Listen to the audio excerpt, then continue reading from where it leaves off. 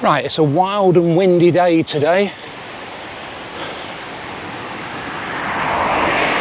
And I'm just walking down to Castleton from the Castleton Caravan and Motorhome Club site. I'm going to go to Devil's Arse Cave. And boy, is it wild and windy today. I've left Jenny and Poppy in the van because Jenny didn't want to go around the caves, and I thought it'd be easier without Poppy, to be honest, and she seemed a bit tired as well, so I'm going to leave her in there. Blimey. Jenny's going to do a bit of editing for me, so she's going to do that scenic drive I talked about. We took a load of footage going over the Peak District, absolutely stunning blue skies, a bit unlike today. So she's going to put that together for a scenic drive, so I hope you enjoy that as well. And I'll put a link above.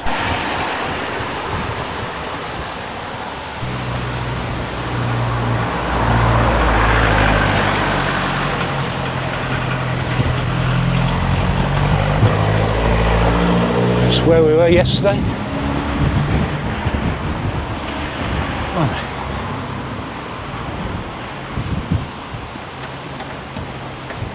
Wipe my glasses.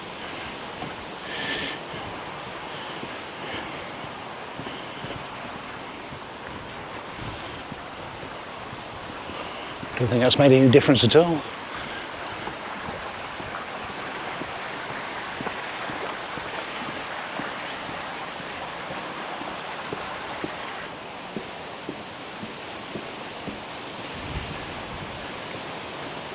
There's beautiful cottages here. Absolutely gorgeous.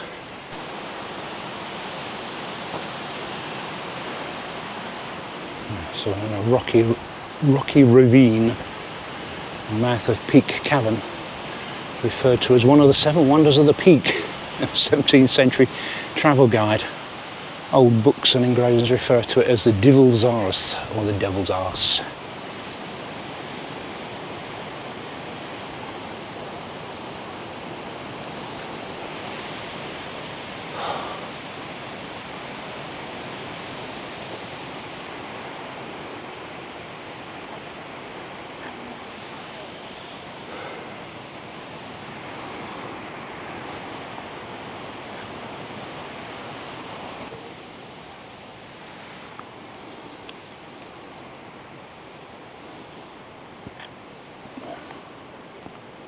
If you just let Barry know your name at the kiosk, we will process you through and we'll get underway in about 10 minutes. Okay.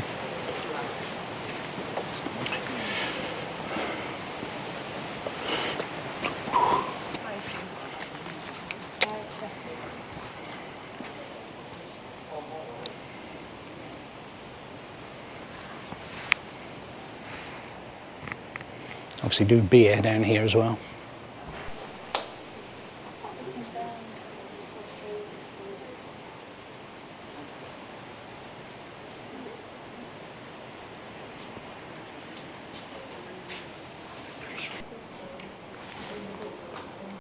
Welcome to a rather damp Castleton on a Tuesday morning. My name's Chris and I will be taking you down on a tour of the Devil's Arse.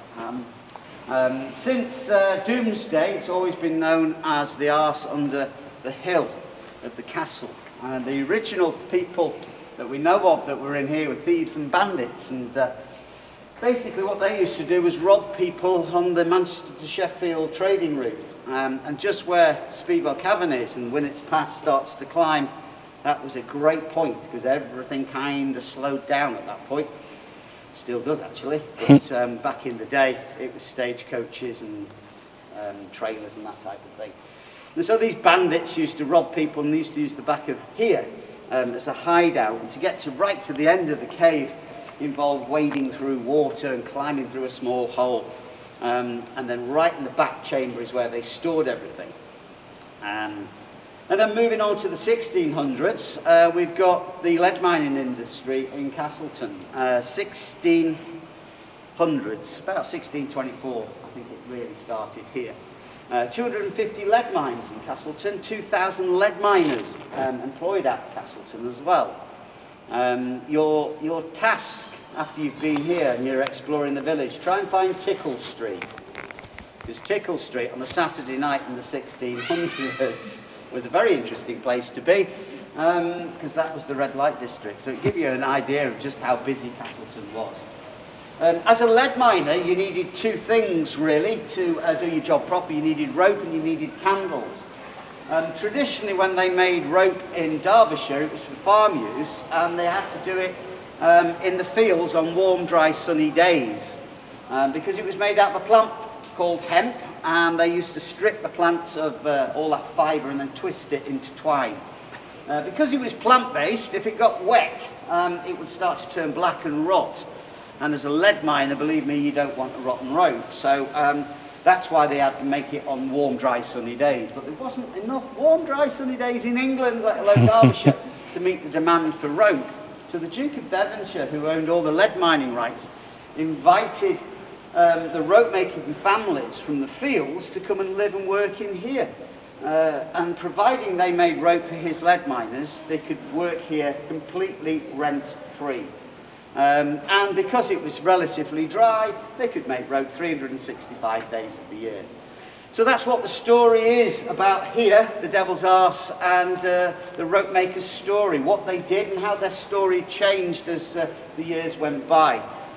These 120 or so people, when they moved in with all of their farm animals. They were all very self-sufficient. The big animals all went down into the bottom of the gorge where the water supply was. And the ducks and the geese and the chickens and the kids and everybody were all roaming around in this upper bit. They weren't the brightest people on the planet because they shared their only water source with all their farm animals. So they never bothered washing. They never left the cave other than for 2 hours on a Sunday. 1 to go to church and 2 to get some sun on the skin. And they set about building massive fires in here. The big black patches you can see on the ceiling are where the fires were.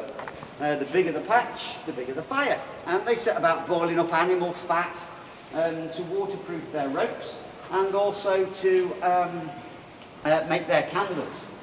Okay, so as these fires are going, all this cave is filled with lots and lots of smoke. There's animals running around everywhere. It was a very, very intimidating place. And they actually became sort of like troglodytes, really, because people were coming up the gorge and peering in and looking at these people busy. It was a hard, hard life back in those days. They all had a little village going on. The head rope maker lived in the house up here, just on the left-hand side, 2 rooms there.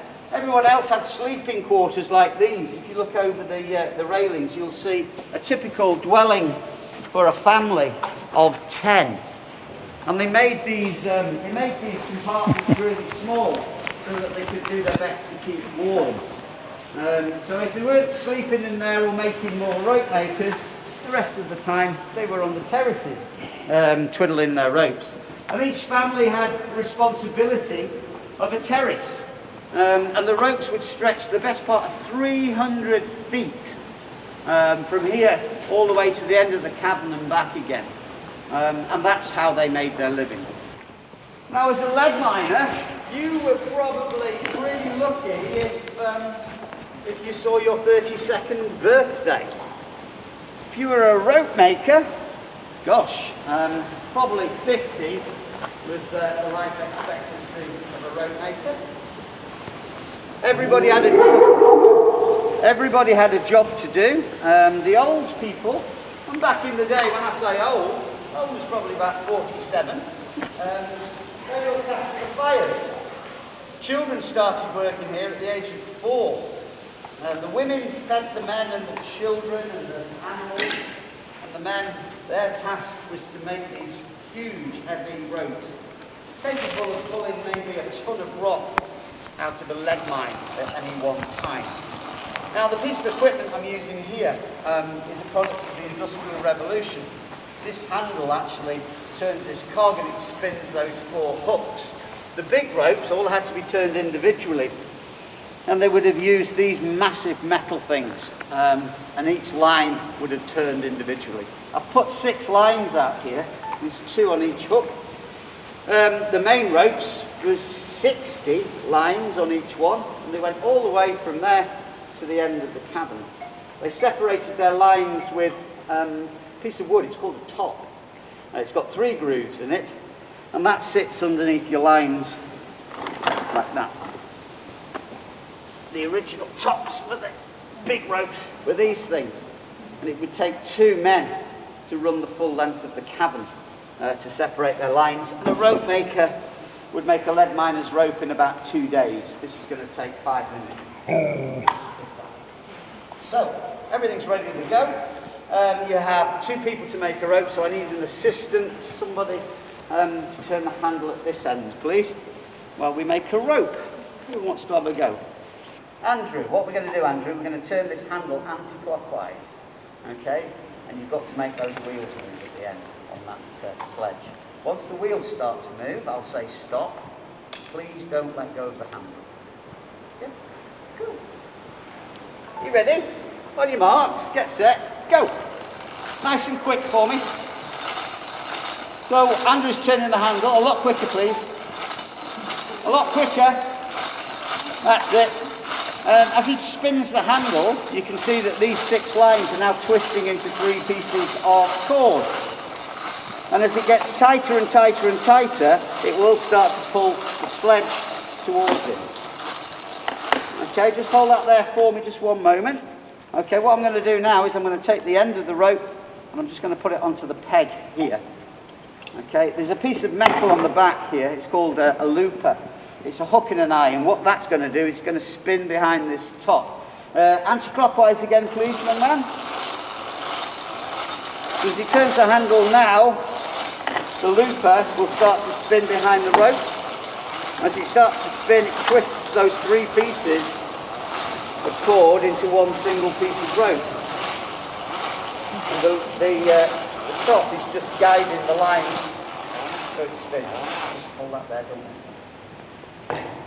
Okay, that's not that. I'm going to make it look like a rope by putting the ends together.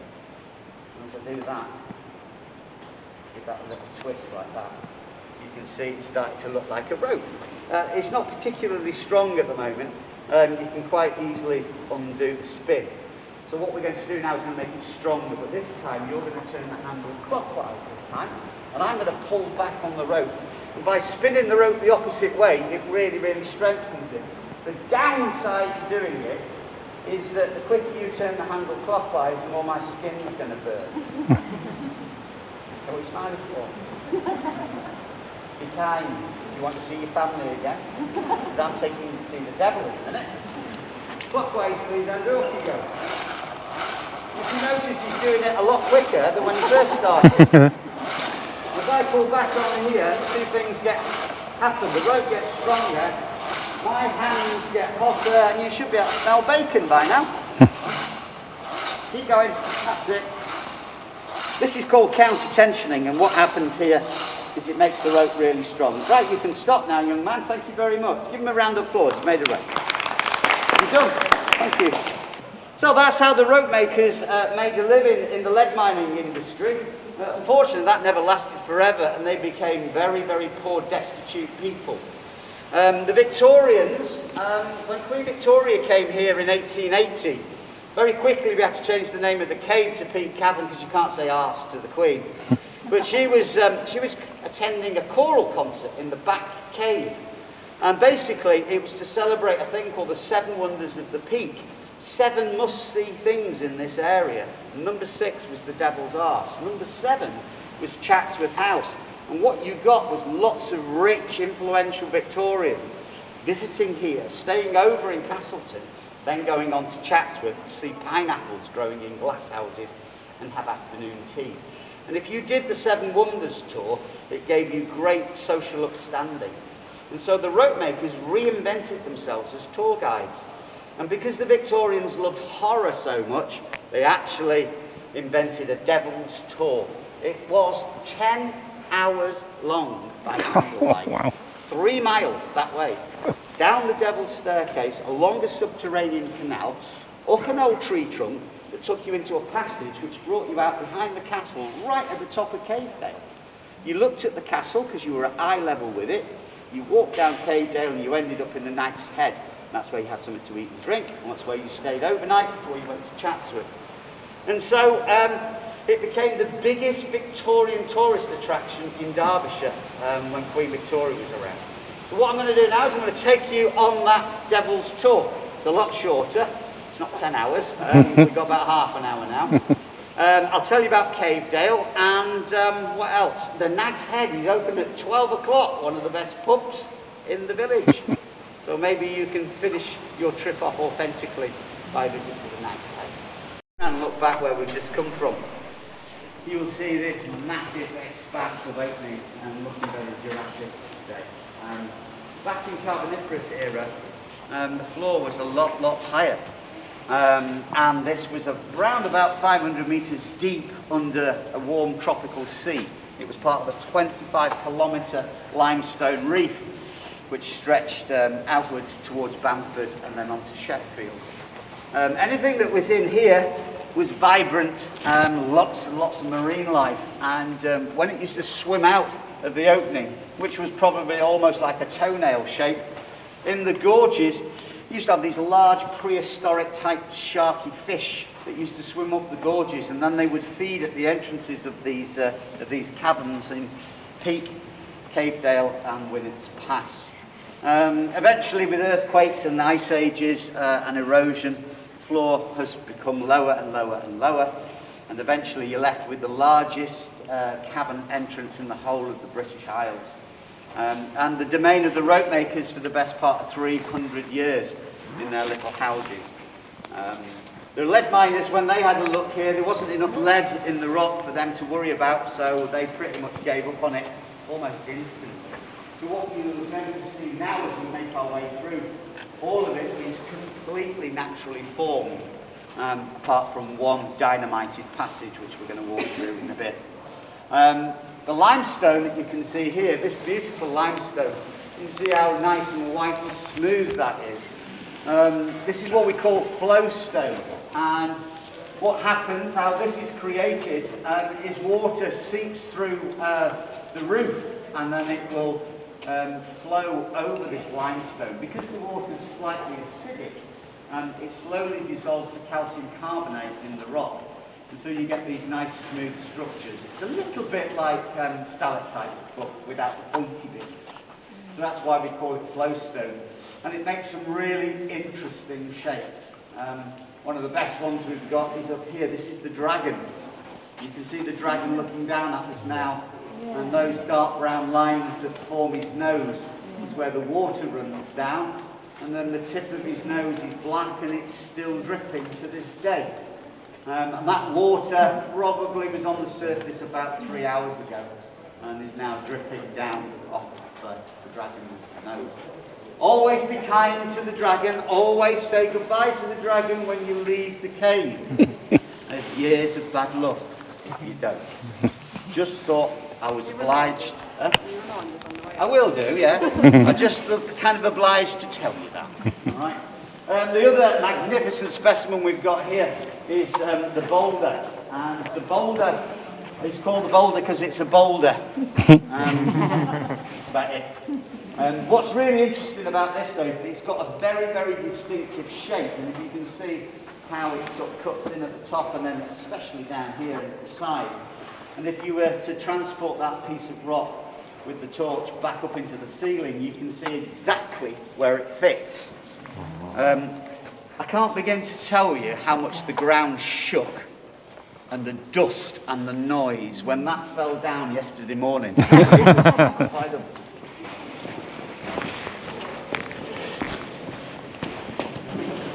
Hey up. Morning, you alright? Yes, sir. Yeah. Good. Oh, it's you again. You like painting something? Can't get enough. See you next week. See you next week. They call that fun, by the way. Not for me. We're at the end of the cavern before the cave starts. All the animals used to trudge down here, and then they would go behind where you are now, and then into the lower gorge where the water supply was.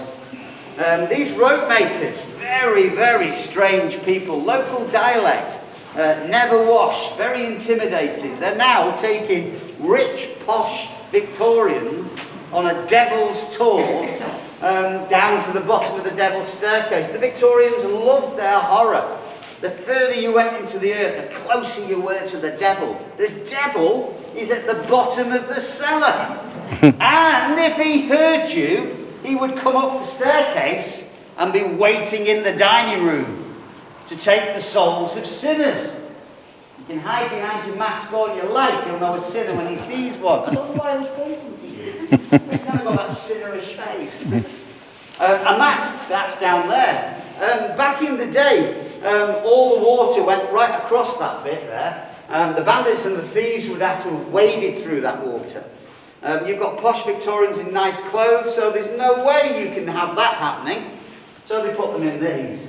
This is a lead mining kibble, and this is what the lead miners used to use to pull rock out of their lead mine shafts. But the rope makers utilised them as coffins, basically. Wooden coffin, full of dry straw. Individually, you had to get into this, lie on your back. Then the next thing they gave you was a candle. What could possibly go wrong? Wooden coffin, full of straw, dripping tallow candle. This was lowered into the water. The rope maker got in the water behind you, and then they would push you through this passage here, through a small hole, so you could go further.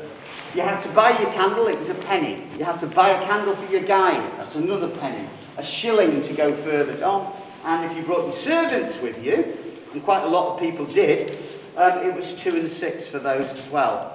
And so that's what happened. They used to go into the cave on this devil's tour. Past the devil's arse, into the devil's dining room, and then stand at the top of the devil's staircase.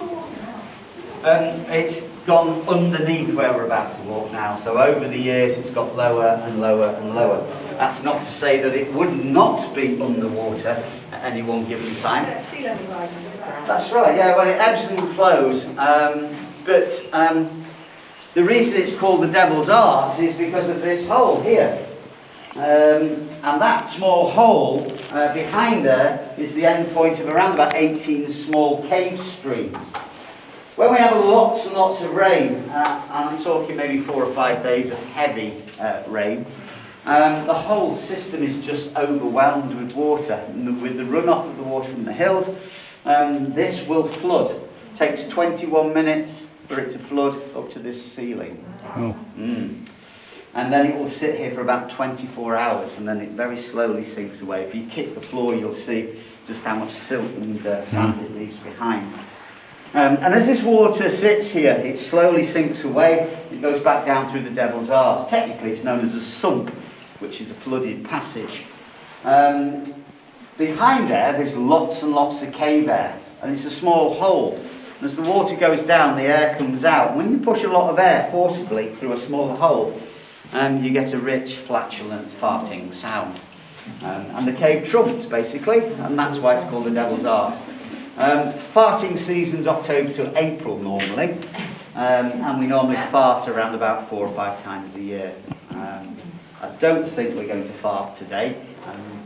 We've not had enough rain. But the final half an hour as that water gets sucked away is when it makes its loudest trump. And it's so loud you can actually hear it at the bottom of the gorge. And because of the cavern entrance, it magnifies it and the acoustics of the gorge as well. So YouTube's your best friend if you want to actually hear the Devil's Arse farting. But that's why it's called the Devil's Arse. The next bit on the tour, we're going through Lumbago Walk. 20 metres or so. We're going to have to bend over double, really. And then it gets higher again. Even the dog might bang its head. Move slightly to your right, there's plenty of space to stand up.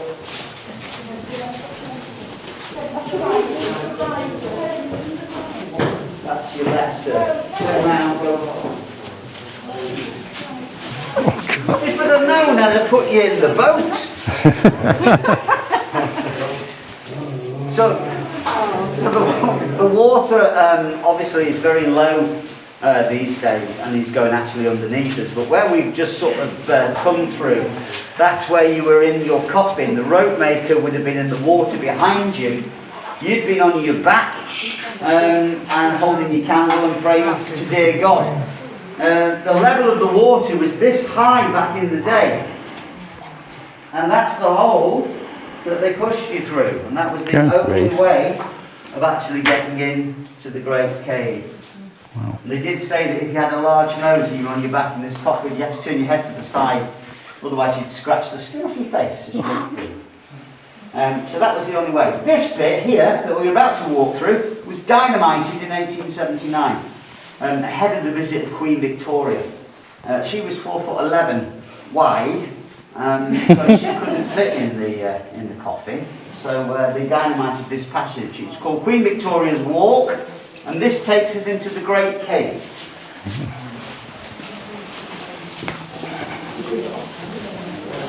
Indication of just how powerful the pressure of the water was. And probably for the best part of 1,000,000 years was just whizzing around in here with nowhere else to go. Eventually what water does will find the lowest route out of a cave, and it made the hole. Can I just point the torch to that? There you go, lovely. That hole there, once the water had made that hole, it's a bit like letting the plug out of a full bath of water. It broke through, the water drained away, and then you're left with this magnificent top cave, and that's why it's called that. One of the finest examples of a top cave in England. So that hole was quite convenient for the thieves and the robbers to get through here and make their hideout a little bit further behind me. The coffin came through this hole, and then one by one these Victorians would have to sort of ungainly get out of the coffin, and then they would congregate here. And the candle that they sold you for a penny, they made them small on purpose, because they knew by the time you got to this point you were about to be sold another candle, because your candle was going to run out. And they waited until everybody's candle ran out, and the cave got darker and darker until it went black. And at this point, this is where the ghost stories started. They were going to put the fear of God into these rich, influential Victorians. The first rope maker would strike a match, and then he would light his little tallow candle. And as he made his way all the way up here, he started telling the story of the hole in the roof.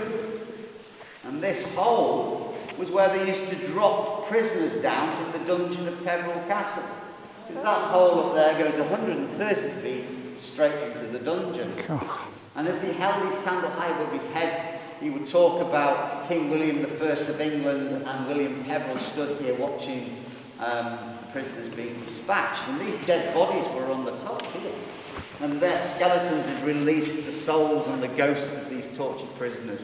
And the whole cave was absolutely just full of ghosts.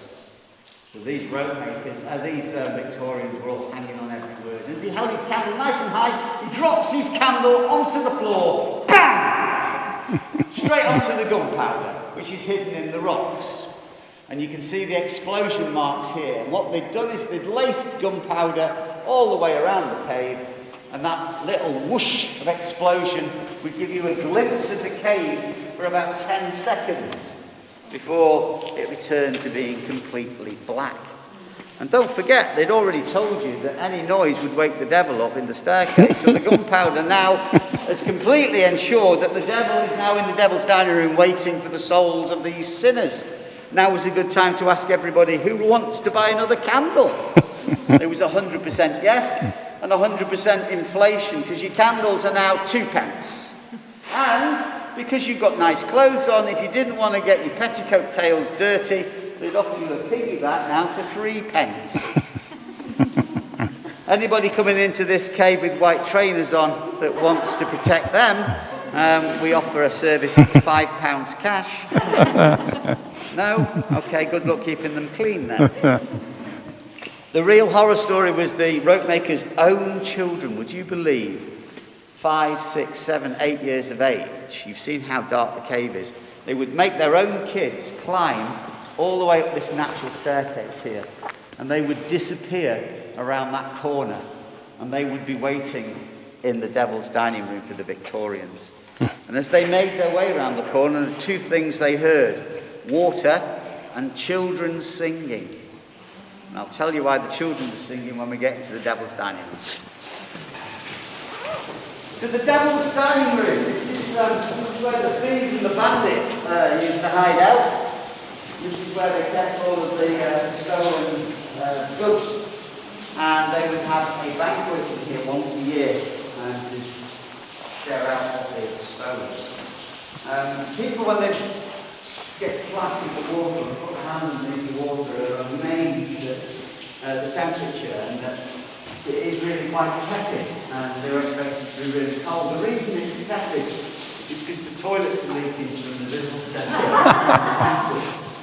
So if you have just water, please wash your hands.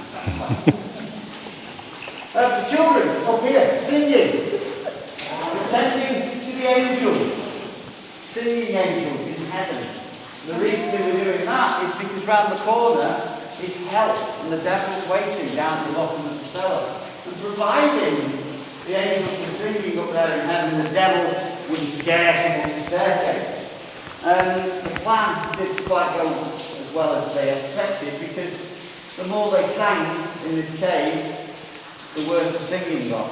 And with their local dialect, it was bloody awful, in fact. And in a pitch black cave, when you're right at the top and you've got a candle underneath the shit, it doesn't look great. And so the Ropemakers actually told these scared Victorians it's the devil's own children, and they were calling for the devil to come up here and join them. These Victorians, just being scared witless around the corner with the gunpowder incident, were now ready to believe anything. The only way to get rid of those kids and stop the devil from coming into here is put your hand in your pocket and throw money at him. The more money and gemstones you threw at the children, the more chance there was of them actually disappearing. And all the money that these Victorians threw hit the wall, went into the boulder, and they hid and sat in between the boulders. And that was another form of payday for these Ropemakers, fleecing these rich Victorians. So that's why we call it the Orchestra's Gallery, for people singing up there. And in 1880, that's where the ladies and gentlemen of the local churches were singing. Queen Victoria actually stood in this very spot where we are with the royal party, and she was treated to this choral concert to commemorate the 700th of the Peak Cavern. So that's heaven. Hell's this way. Children are going down on slide first, guys. Okay, the reason that we do that is just so that I can sort of gauge how deep the water is. Okay. Can we have the smallest child first, please?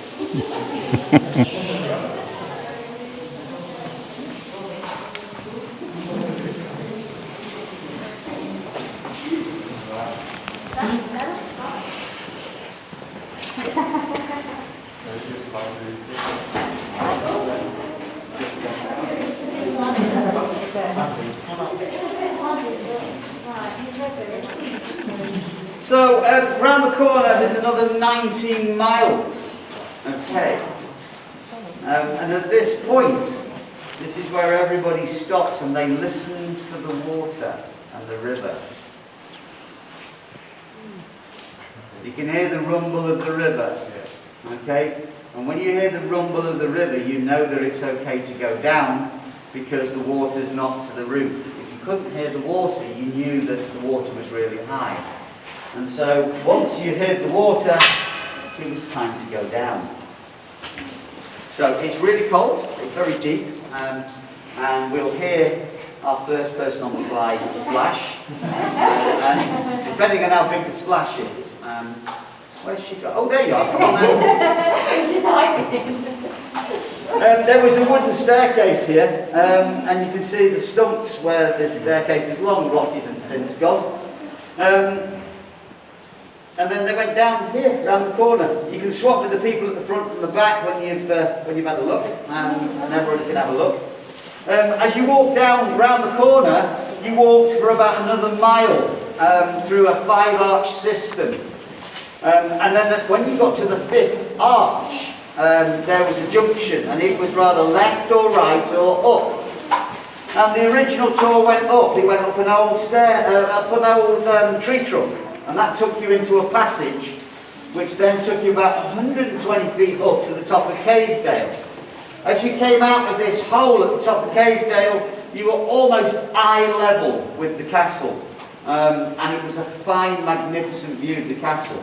If you want to take the best picture of Pebble Castle today, that's where you need to go. You need to go to the top of Cavedale. Don't bother with the castle tour. Go to the top of Cavedale for the best picture. And so that's what they would do. They would walk down Cavedale and they would end up in the Nag's Head, just off the marketplace. If you took the right-hand turn down there, after about 10 hours, you'd eventually come to the bottomless pit at Speedwell Cavern. If you go back to our car park and turn left, it's 10 minutes away, it's 10 hours this way. Go down to the bottom, take the left-hand option. There's a small opening called Colostomy Crawl. 8 hours on your hands and knees brings you to Titan. Titan is a huge, and I mean huge, hourglass cavern. The middle bit of Titan is the largest cave shaft in the whole of the UK. And to give you an idea of just how deep Titan is, if you were to take something like the Eiffel Tower in the top chamber and let it go, it would drop through the middle of Titan into the bottom chamber. Discovered on New Year's Day, 1999. More people have walked on the moon than have visited Titan. Okay, and Titan is part of this 19 miles or so of network that we've got down there. And that's what we know of. That's what they've mapped so far. They reckon there could be another 100 years of exploration down there. And you've seen the cavers, they've gone down this morning, and everyone's got their own projects of mapping it. It's a site of scientific interest. There is some beautiful, wondrous stuff down there. But unfortunately, you have to be a professional caver to actually access that, or at least with a registered team leader. To answer 2 questions, yes I have, no you can't.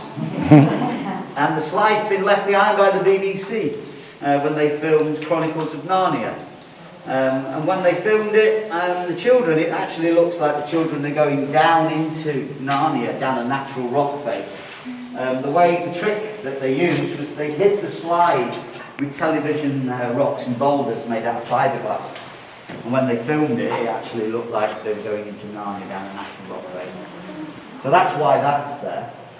And the cavers, they all use it when they go down. It's not slippy enough, they all have a wee on the top. I kid you not.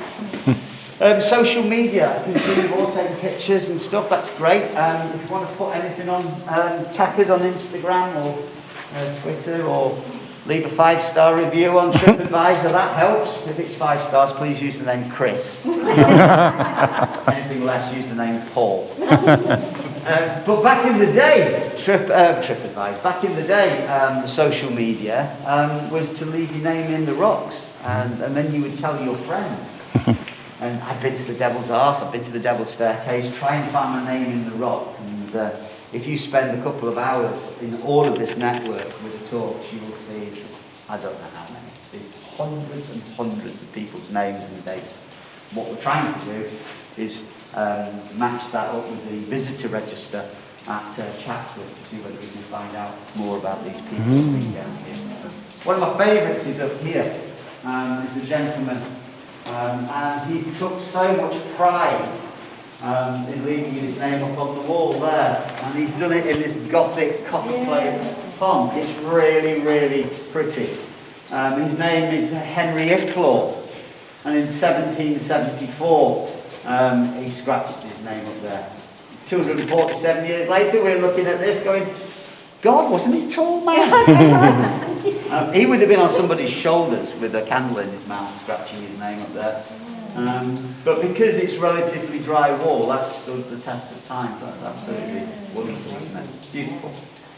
And these walls here, they're full, absolutely full of people's signatures and dates. Lord Byron, Sir Arthur Conan Doyle, Daniel Defoe, they're all up there on this wall. It's amazing stuff. Round the corner, up in the roof, is the Devil's Arse Stalactites. Stalagmites might grow up from the floor, go to the ceiling. Stalactites hold on tight and they grow down. Our stalactites, just as you leave, have a look up there, they're absolutely rubbish.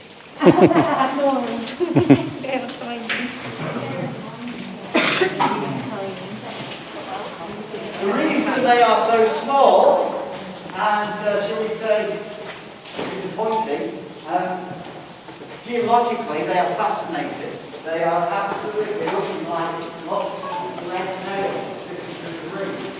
And that's because the cupboard, cave nails, about 200 feet covered. And the lead content in the soil of Cavesdale is so great that only grass and nettles can grow in Cavesdale. You get a little leadwork flower in May and June, that's about it. But as the water comes through here, the lead content in the water is so great that it turns these into sort of metallic stalactites. And yes, they may be small, but geologically they're absolutely fascinating. If you go right to the top of Cavesdale, you see the water disappears through the path. That's where it's coming down now. Normally, when we have lots of rain, the water goes right across where we are. Cavesdale is one of the most beautiful and least visited dales in the whole of Derbyshire. It was a cave system like this, and the roof fell in millions of years ago. And if you scramble up to the top, there's lots of little passages to explore. It's good fun. Brilliant place to have a picnic as well. So go and try and see Cavesdale. And if you go right to the top, you'll see the exit point of the original Victorian tour.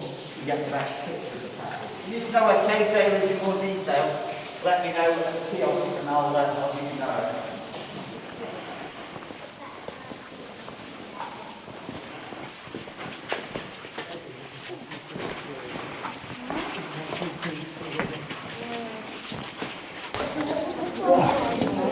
God, that's not good for your back, is it? Grief. I'll straighten myself up now. As I said, back to the dragon, just past the dragon is a green light, and if you thought the devil was at the bottom of the staircase, he's not. He watched you come in, he's going to watch you go out. Just look past the dragon and you'll see him looking right at you. Got a little dish on the way out as well. If you put anything in that, I'll make sure you get it. Okay? Thanks very much for listening. Cheers. Enjoy the rest of your day. Thank you.